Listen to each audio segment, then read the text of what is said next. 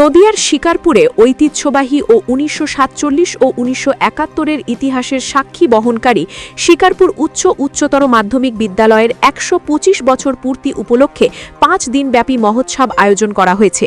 নীলকর সাহেব ও স্থানীয় কিছু বিদ্যোৎসাহী ব্যক্তিদের উদ্যোগে ১৯০০ সালে প্রতিষ্ঠিত এই শিক্ষা প্রতিষ্ঠানের গৌরবময় যাত্রাকে স্মরণ করে ১৯ থেকে ২৩ ডিসেম্বর ২০২৫ পর্যন্ত বিদ্যালয় প্রাঙ্গণে নানা সাংস্কৃতিক ও শিক্ষামূলক অনুষ্ঠানের আয়োজন করা হয়েছে।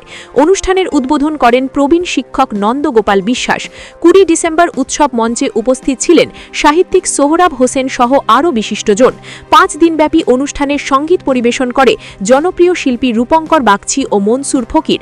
এছাড়াও সঙ্গীত পরিবেশন করবেন সুপ্রতীপ ভট্টাচার্য, দেয়াসিনী রায়, সায়ন পাল প্রমুখ প্রখ্যাত শিল্পীরা।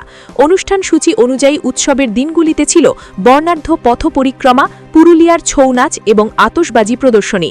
এছাড়াও নাটক, নৃত্যনাট্য, বিজ্ঞান প্রদর্শনী, ছাত্রছাত্রী ও প্রাক্তনীদের সভা, আলোচনা সভা এবং পুরস্কার বিতরণী অনুষ্ঠান রাখা হয়েছে। উৎসবের বিশেষ আকর্ষণ হিসাবে বিভিন্ন দিনে বিশিষ্ট শিল্পীদের সঙ্গীতানুষ্ঠান, লোকসঙ্গীত, আধুনিক গান ও নাট্য পরিবেশনা থাকছে।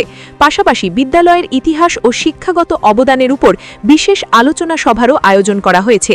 বিদ্যালয় কর্তৃপক্ষ জানিয়েছে, এই ১২৫ বছর পূর্তি উৎসবের মাধ্যমে প্রাক্তনী, বর্তমান ছাত্রছাত্রী ও এলাকার মানুষকে একত্রিত করে বিদ্যালয়ের ঐতিহ্য ও শিক্ষার মূল্যবোধকে আরও একবার তুলে ধরা হচ্ছে।